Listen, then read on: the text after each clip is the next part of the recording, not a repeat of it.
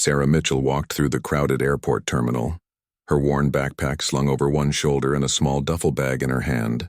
To anyone watching, she looked like just another tired traveler returning from a vacation. Her jeans were faded, her sneakers scuffed, and her brown hair was pulled back in a simple ponytail. Nothing about her appearance suggested she was anything more than an ordinary woman in her late 20s.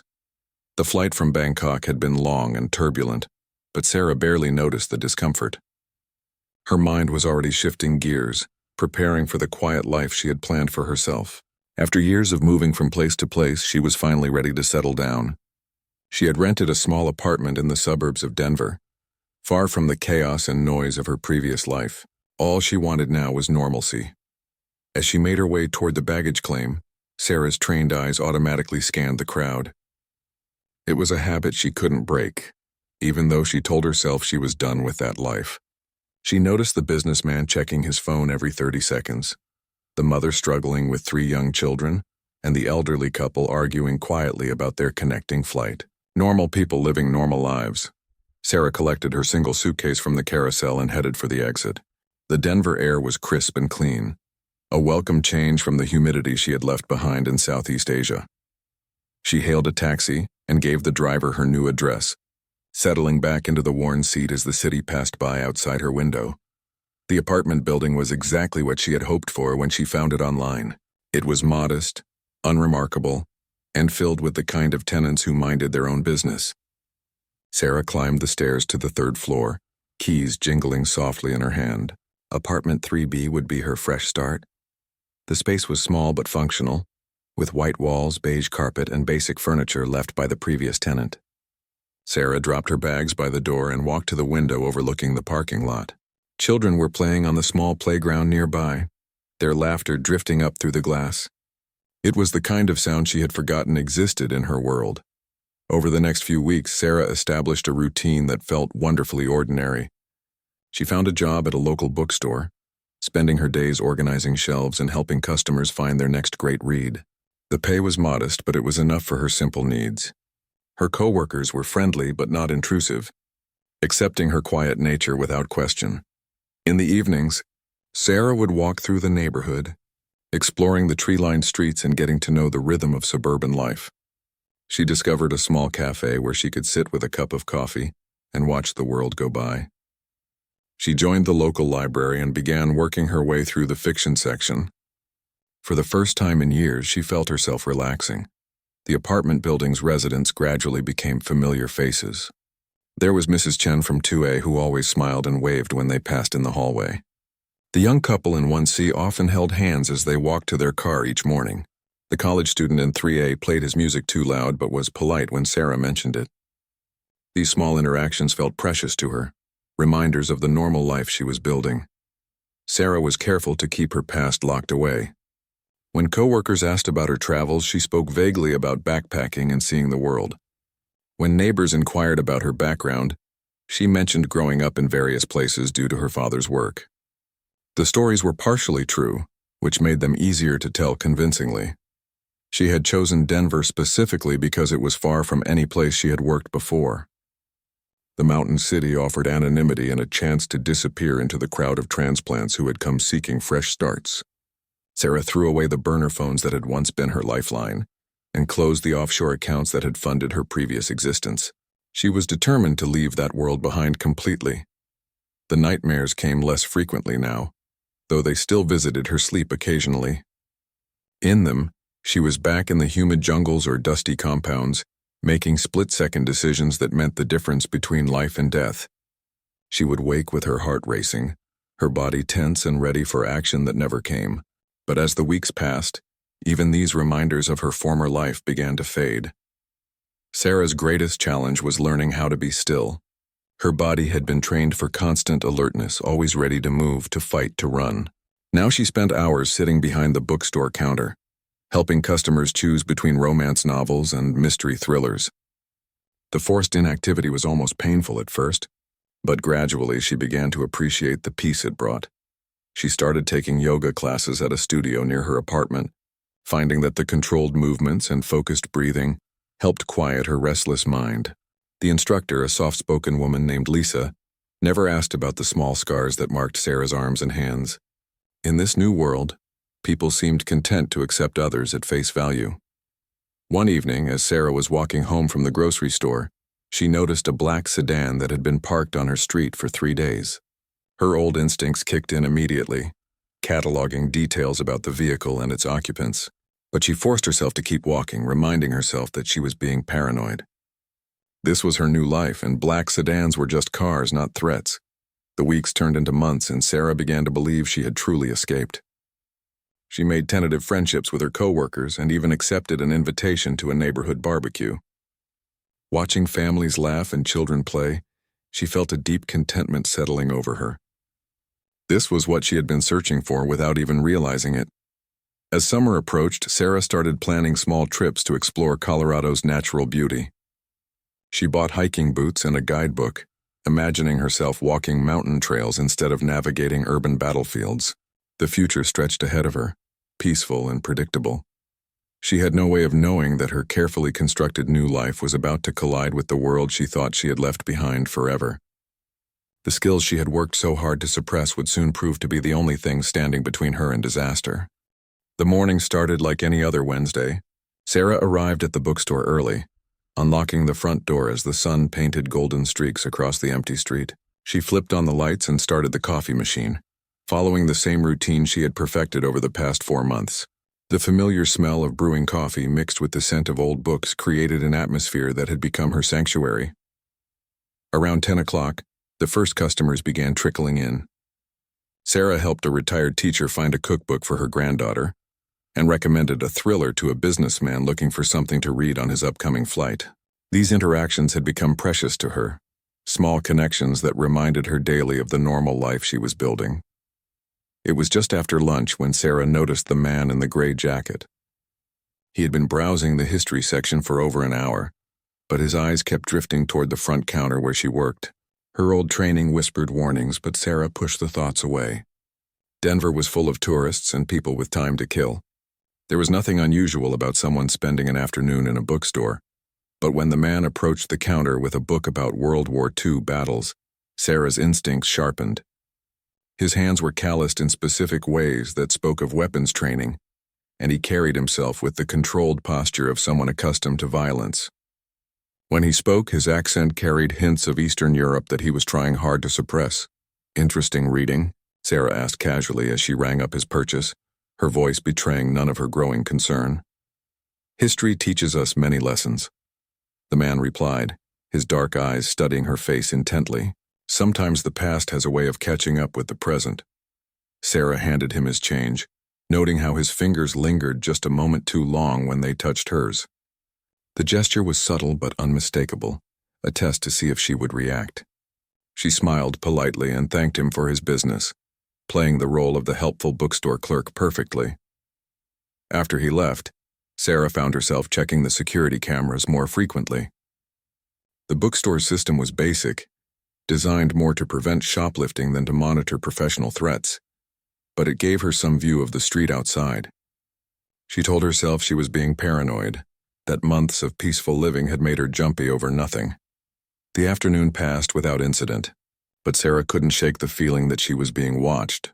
When her shift ended at 6, she took a different route home, doubling back twice through the neighborhood's winding streets. Her apartment building looked exactly as it always did, but she found herself studying every parked car and shadowed doorway. That evening, Sarah sat by her window with the lights off, watching the street below. The black sedan was back, parked in the same spot it had occupied weeks earlier. This time she could make out 2 figures inside, their faces hidden by the growing darkness. Her peaceful new life suddenly felt fragile and temporary. Sleep came fitfully that night. Sarah's dreams were filled with faces from her past, people she had worked with and against in a dozen different countries. She woke several times, her body tense and alert, listening for sounds that didn't belong. Each time the apartment building remained quiet, filled only with the normal sounds of families settling in for the night. The next morning brought new concerns. As Sarah walked to work, she noticed the same gray-jacketed man from the bookstore sitting in a cafe across the street. He was reading a newspaper, but she could feel his attention focused on her. When she glanced back from the bookstore's entrance, he was gone. Throughout the day, Sarah found herself cataloging potential exits and weapons within the bookstore. The heavy bookends could serve as improvised clubs. The letter opener behind the counter was sharp enough to be dangerous, and the back door led to an alley that connected to 3 different streets. She hated that her mind was working this way again, but she couldn't stop the tactical assessment that had once kept her alive. Her coworker Jenny noticed her distraction. "You seem on edge today," she commented during their afternoon break. "Everything okay?" Sarah forced a smile. "Just haven't been sleeping well lately. Too much caffeine, probably." But as the day wore on, Sarah's concerns proved justified. She spotted at least 3 different people who showed signs of professional surveillance training. They moved through the bookstore and the surrounding area with the casual efficiency of people who made watching others their business. Individually, they might have been coincidence. Together, they formed a pattern that Sarah recognized all too well. When closing time arrived, Sarah made a decision that she hoped she wouldn't regret. Instead of locking up and heading home, she slipped out the back door while Jenny handled the front entrance.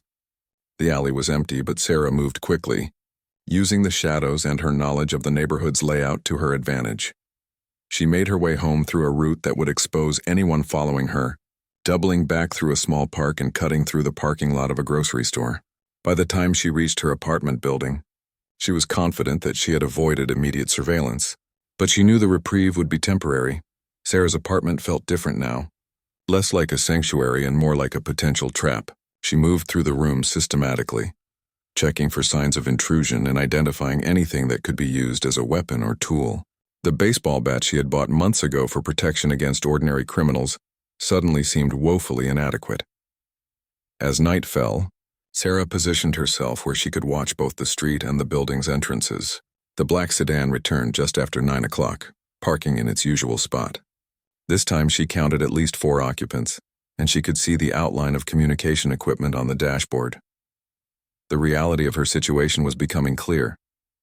Someone from her old life had found her, and they were taking their time to set up whatever operation they had planned. The careful surveillance, the gradual escalation, the professional coordination, it all pointed to people who knew exactly who she was and what she was capable of. Sarah spent the night making preparations she had hoped never to need again. She gathered the few items in her apartment that could serve as weapons or tools, created emergency kits that she could grab quickly, and planned multiple escape routes from the building. The peaceful life she had built was slipping away, but she wasn't going to let it go without a fight. As dawn approached, Sarah realized that the conflict she had tried so hard to leave behind was about to force its way back into her world. The question was no longer whether she could maintain her quiet new existence, but whether she could survive the confrontation that was coming. Friday morning arrived with deceptive normalcy. Sarah went through her usual routine, but every movement was calculated now. She dressed in clothes that would allow for easy movement, chose shoes she could run in, and tucked a small knife into her boot, a precaution that felt both necessary and heartbreaking. The woman who had spent months learning to live peacefully was being forced to remember how to survive. At the bookstore, Sarah positioned herself so she could monitor both entrances while appearing to work normally. Her coworkers chatted about weekend plans and complained about the weather, their voices creating a soundtrack to what might be her last day of ordinary life. She envied their ability to worry about mundane things like traffic and grocery shopping. The first sign of escalation came just before noon. A woman entered the bookstore, moving with the fluid grace that Sarah recognized immediately. She was tall and blonde, dressed in expensive casual clothes that couldn't quite hide the athletic build beneath. Her eyes swept the store with professional efficiency before settling on Sarah with unmistakable recognition. "Excuse me," the woman said, approaching the counter with a predatory smile. "I'm looking for something specific. Perhaps you could help me find it." Sarah's pulse quickened, but her voice remained steady. "What kind of book are you looking for?" "Something about disappearing," the woman replied, her accent revealing Eastern European origins. "You know, how people vanish from their old lives and try to start over somewhere new." The message was clear, but Sarah maintained her facade. "We have several books about witness protection and starting over. They're in the self-help section." The woman laughed softly. "I think you misunderstand. I'm not looking for a book at all. I'm looking for someone who thought she could disappear forever." Someone who owes my employer a considerable debt. Sarah's mind raced through possibilities. She could deny everything, but the woman clearly knew exactly who she was. She could try to run, but the bookstore had limited exits and she had spotted at least 2 other operatives outside. Her best option was to buy time and gather information. "I think you have me confused with someone else," Sarah said calmly. "I'm just a bookstore clerk. Sarah Mitchell, born Sarah Kozlov in Prague 31 years ago," the woman recited. "Recruited at 17, trained in 3 different facilities specialized in extraction and elimination. Disappeared from Bangkok 4 months ago after completing a job for Viktor Petrov." Does any of this sound familiar?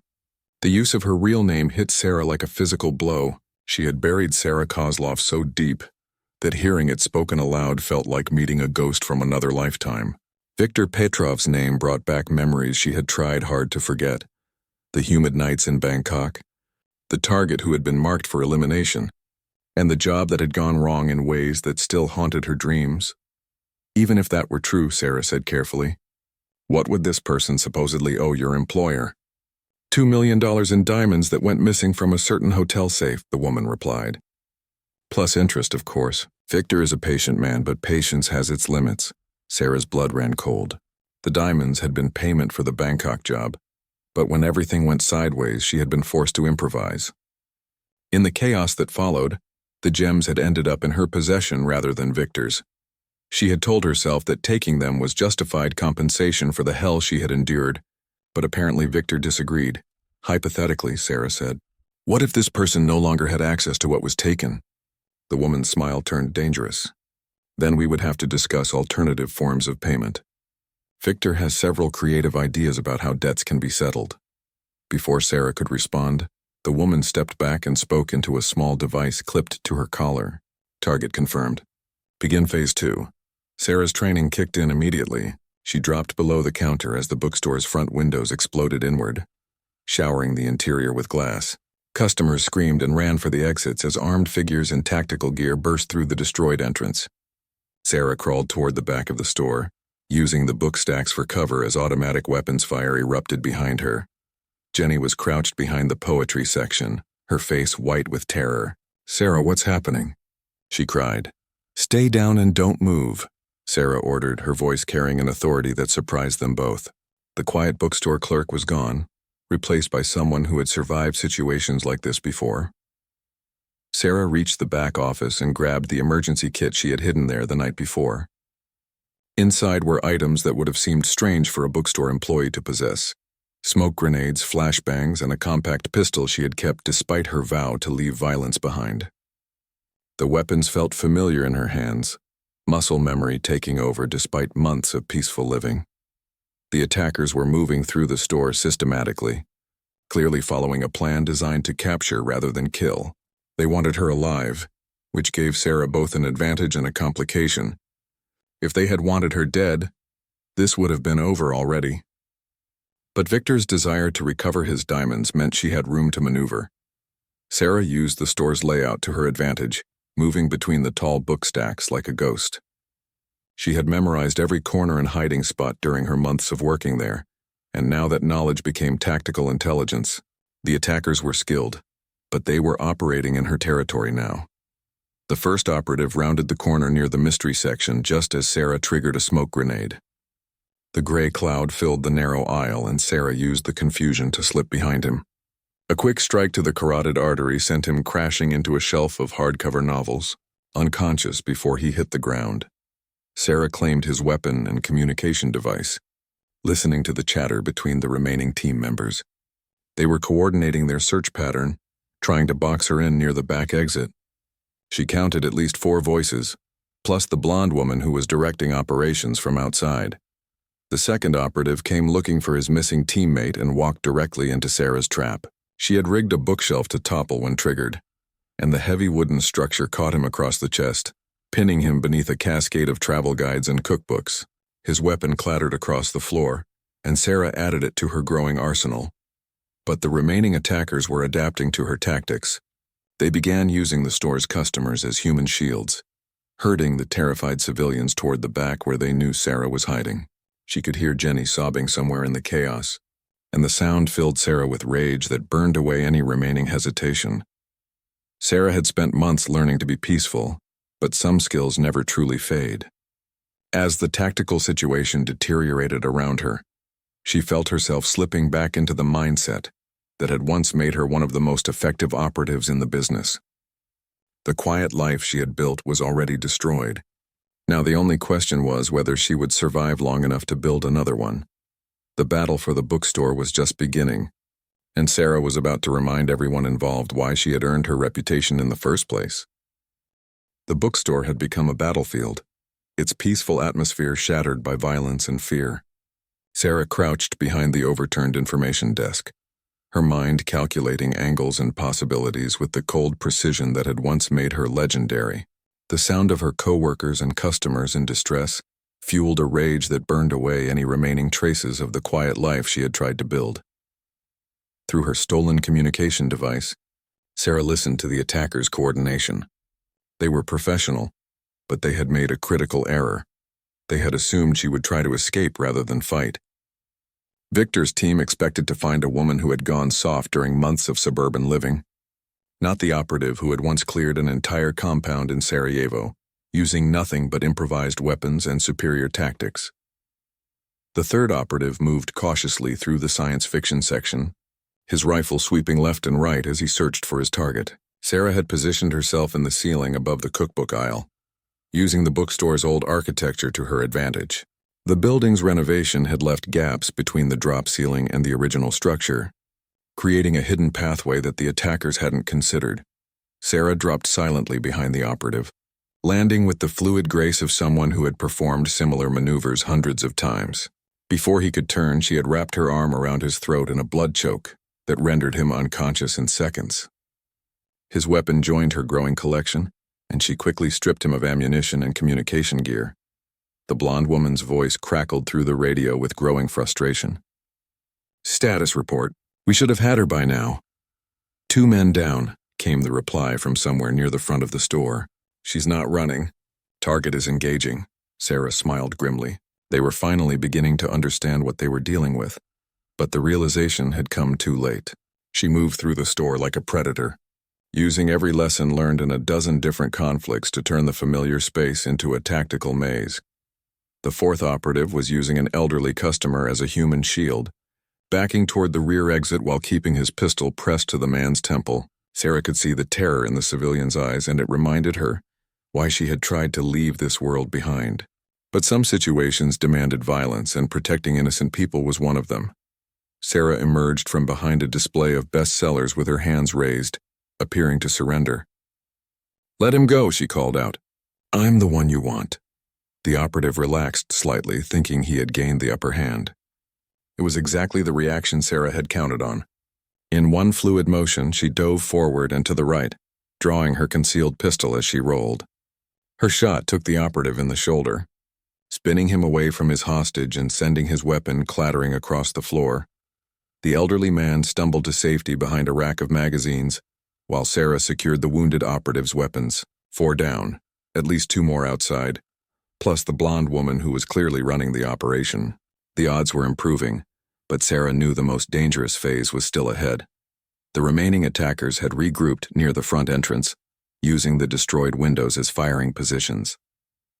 They had given up on subtle tactics and were now laying down suppressing fire designed to keep Sarah pinned in the back of the store. Bullets shredded paperback novels and shattered display cases, filling the air with debris and the acrid smell of gunpowder. Sarah used the chaos to move civilians toward the back exit, shepherding terrified customers and her co-workers to safety. Jenny grabbed her arm as she passed, her eyes wide with shock and confusion. "Who are you?" Jenny whispered. "You're not just a bookstore clerk." Sarah met her gaze for a moment, seeing the fear and betrayal there. "I'm someone who used to hurt people for a living," she said quietly. "And right now, I'm the only thing standing between you and them." The truth hung in the air between them like a physical barrier. Sarah had no time to explain or apologize. She pressed the back exit key into Jenny's hand and pushed her toward the door. "Get everyone out and call the police. Don't come back no matter what you hear." As the civilians evacuated, Sarah turned her attention to ending the siege. The remaining operatives were skilled, But they were operating under constraints that didn't apply to her. They needed her alive to recover Victor's diamonds. She had no such limitations. Sarah triggered her last smoke grenade and used the concealment to advance toward the front of the store. The tactical situation had shifted dramatically from the opening moments of the attack. What had begun as a simple snatch-and-grab operation had become a running battle against an opponent who refused to be captured. The fifth operative was positioned behind an overturned table near the cafe area, his automatic rifle trained on the smoke cloud. Sarah approached from his blind side, moving with the silent efficiency that had once earned her a reputation as one of the most effective close-quarters fighters in the business. He never saw her coming.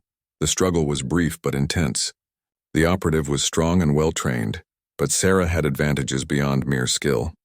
She was fighting for her freedom and the safety of innocent people, while he was just following orders. The difference in motivation proved decisive, and soon she was claiming his weapons and ammunition. One operative remained inside the store, plus the blonde woman, and at least one more outside. Sarah could hear sirens in the distance. Someone had called the police despite the chaos. Time was running out for both sides, and that changed the tactical equation dramatically. The final operative inside the store was the smartest of the group. Instead of hunting for Sarah, he had taken a defensive position near the front entrance where he could cover both the main exit and the approach from deeper in the store. He was content to wait for backup or for Sarah to make a mistake that would expose her to his fire. Sarah studied the situation from behind a display of travel guides, her mind working through possibilities. The operative had chosen his position well, but every defensive position had weaknesses. She just needed to find his and exploit it before the authorities arrived and complicated an already dangerous situation. The blonde woman's voice crackled through the radio again, her earlier confidence replaced by barely controlled anger. "Finish this now. We're out of time." Sarah smiled as she prepared for the final phase of the battle. Victor's team had underestimated her from the beginning, assuming that months of peaceful living had dulled the skills that had once made her one of the most feared operatives in Eastern Europe. They were about to learn just how wrong they had been. The bookstore that had been her sanctuary was destroyed, but Sarah was still alive and still fighting. In less than 15 minutes, she had neutralized 5 professional killers and protected a dozen innocent civilians. The quiet woman who had sold romance novels and mystery thrillers was gone forever. But in her place stood someone far more dangerous, someone who remembered exactly why she had survived so long in a world where most people died young and violently. The sirens were getting closer, their wailing cry cutting through the smoke and chaos that filled the destroyed bookstore. Sarah knew she had perhaps 3 minutes before police arrived and turned an already complicated situation into an impossible one.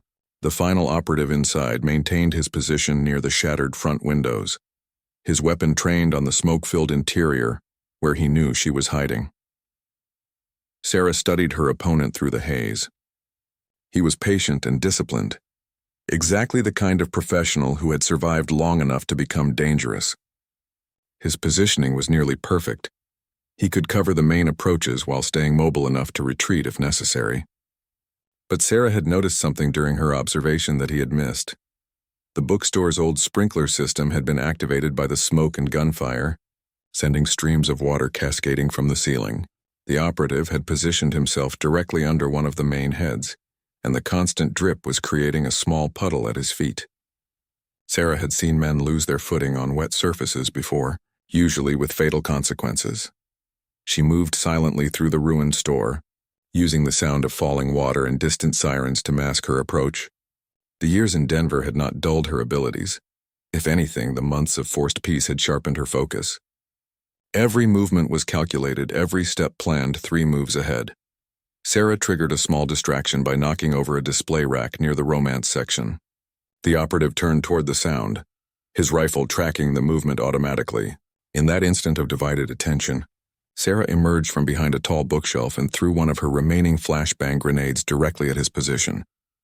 The explosive went off just as the operative realized his mistake and tried to move. The combination of the blinding light, deafening sound, and wet floor beneath his feet proved devastating.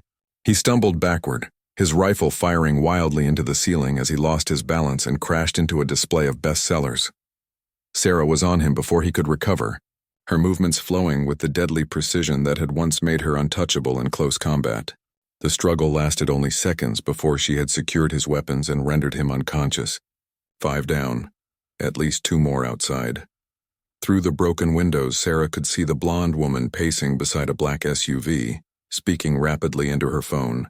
Her earlier confidence had evaporated as the operation fell apart around her. Sarah caught fragments of the conversation. Through her stolen communication device, the woman was requesting immediate extraction and reporting mission. Failure to someone who was clearly not pleased with the news. Though police sirens were very close now, perhaps 2 blocks away, Sarah had to make a choice.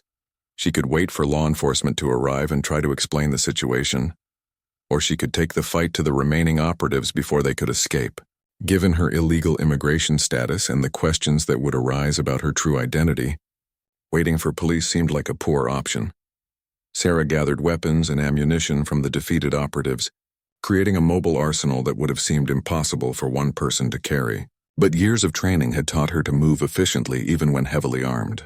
She approached the shattered front windows with the careful precision of someone who had performed similar operations countless times. The remaining operative outside was positioned behind the black SUV, using the vehicle for cover, while maintaining overwatch on the bookstore entrance. He was good. His positioning allowed him to engage anyone emerging from the building while keeping an escape route open. But he was also predictable, following standard tactical protocols that Sarah had learned to counter years ago. The blonde woman was still on her phone, her back turned to the bookstore as she coordinated whatever extraction plan she was arranging. Her distraction created an opportunity that Sarah couldn't ignore. In one fluid motion, she vaulted through the destroyed window and rolled behind a parked car in the street. The operative behind the SUV reacted immediately, his rifle tracking toward her position. But Sarah had anticipated his response and was already moving, using the line of parked cars as cover while she closed the distance between them. The streets that had once represented peaceful suburban life had become a combat zone, and Sarah moved through it with the confidence of someone completely in her element. The engagement was brief but intense. The operative was skilled and well-positioned, but Sarah had momentum and superior tactical awareness. She used a combination of suppressing fire and movement to close the distance, then employed hand-to-hand techniques that ended the threat before he could call for backup. The blonde woman spun around as her last protector fell, her phone clattering to the pavement as she reached for the pistol holstered beneath her jacket.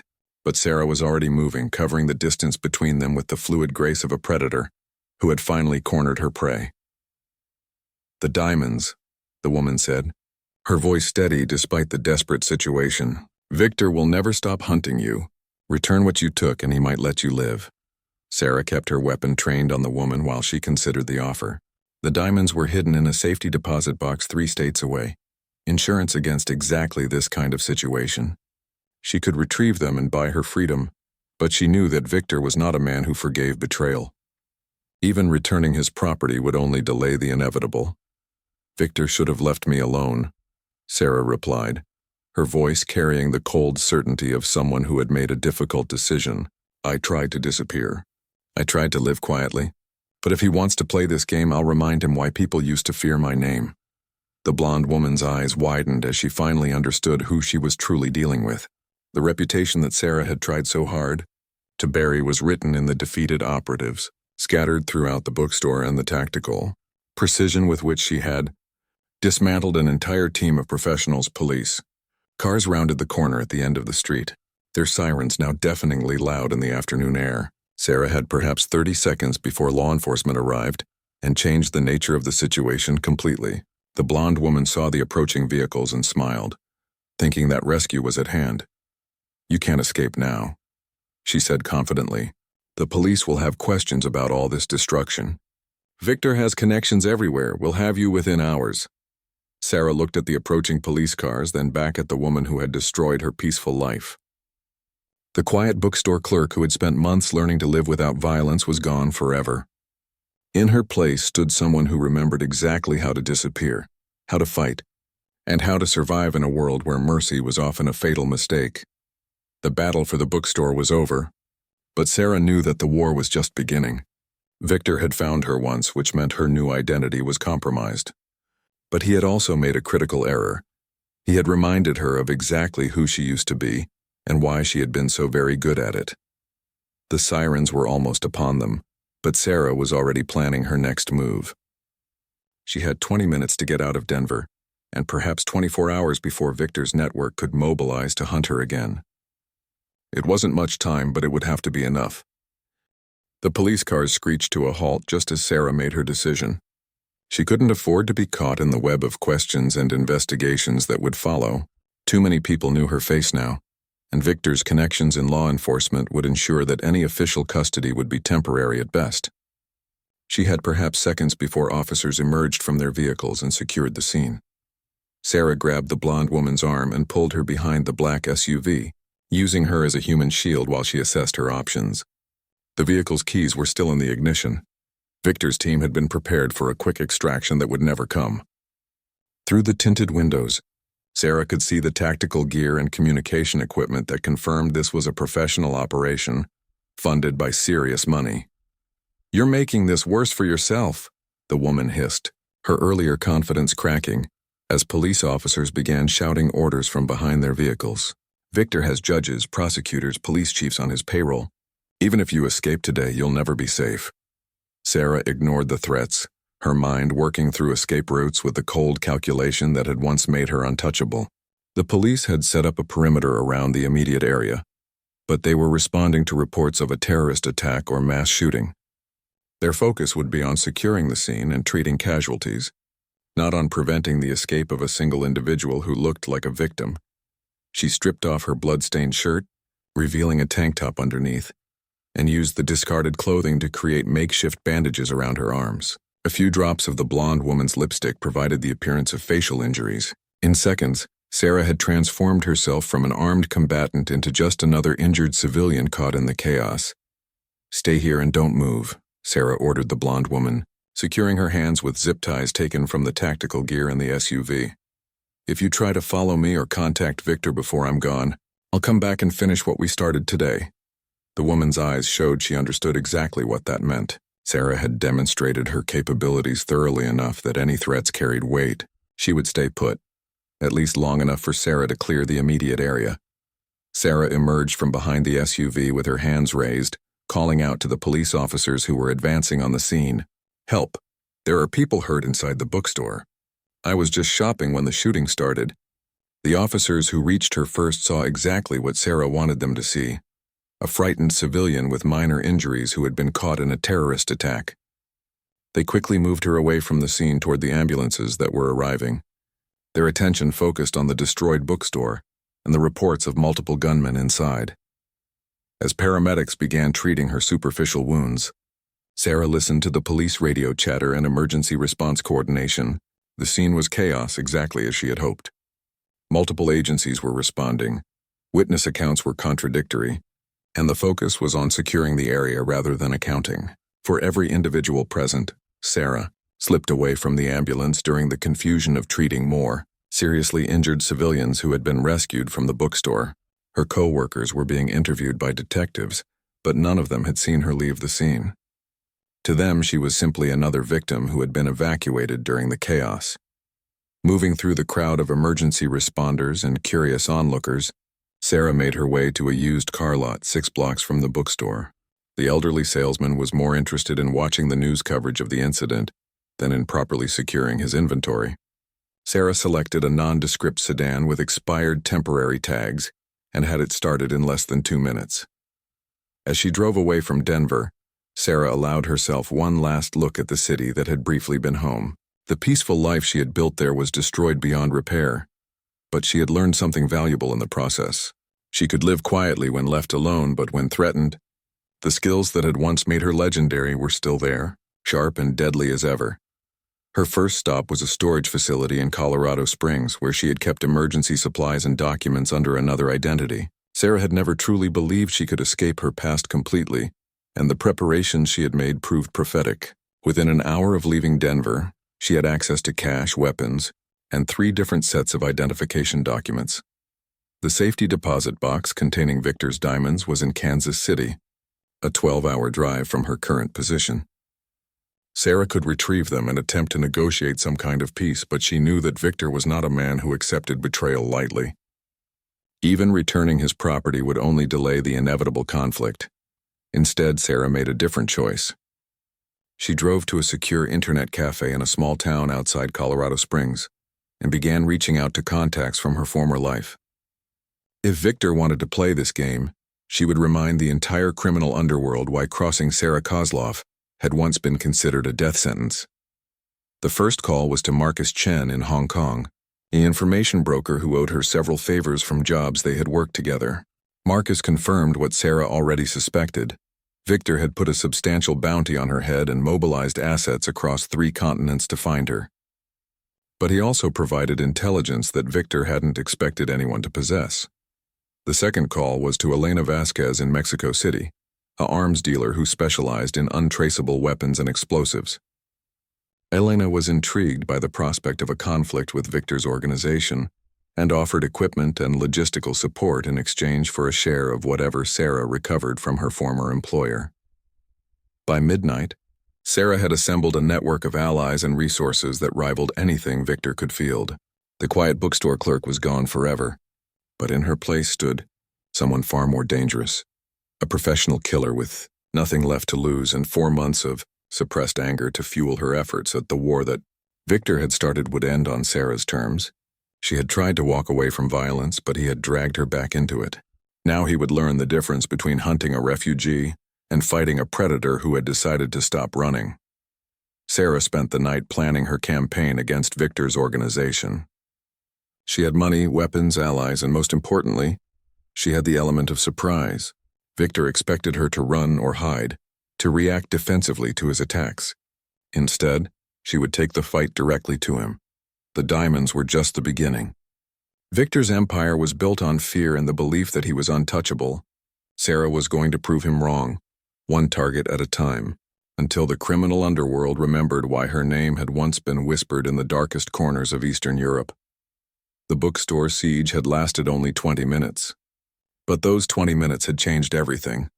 6 of Victor's best operatives had fallen to a woman who was supposed to be a helpless refugee. The message that sent would reverberate through the criminal world for years to come. Sarah Kozlov was back, and this time she wasn't planning to disappear quietly. Victor had wanted his diamonds back, but he was going to get something far more valuable and infinitely more dangerous.